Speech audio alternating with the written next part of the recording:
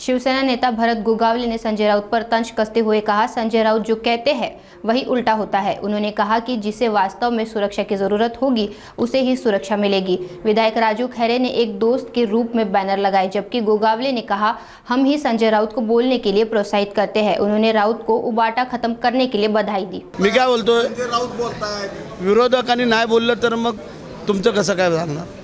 त्याच्यामुळे आणि संजय राऊत जे बोलतोय त्याला आम्हीच प्रोत्साहन देतोय, त्याने बोलायला पाहिजे।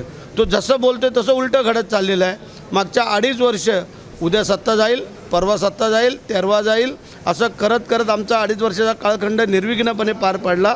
आणि नुसता कालखंड निर्विघ्न पार नाही पडला तर डबल मेजॉरिटीने आमची सत्ता आली। जे राऊत शोधतोय पॉईंट, काय काय बोलायचं, काय काय रोज काय बोलणार, रोज डाळ भात खाऊन कंटाळा येतो ना, कधीतरी तिखट पण पाहिजे ना, तसं त्याचं आहे।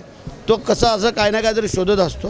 पण मला वाटतं त्याने जी काय सुपारी घेतलेली आहे उबाटा संपवण्याची, त्याच्याबद्दल मी त्यांचं अभिनंदन करतो। शिवाजी महाराजांच्या पुतळ्याचा अनावरण समारंभ करण्यासाठी मोहोळला चाललेलो आहे आणि जात असताना पंढरपूरवरनं जाणं आणि देवळात न येणं हे हिंदू धर्मातल्या कुठल्याही भक्ताला शोभू शकत नाही आहे।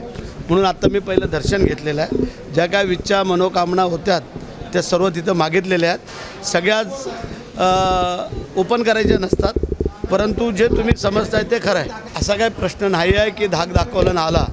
त्यांनी वस्तुस्थिती पाहिली की बाबा आता आपली पुढची जी काय काळखंड आहे आपला, तो पुढं कठीण आहे, त्याच्यामुळे ते येऊ घातलेले आहेत। बाकी काय अडचण नाही।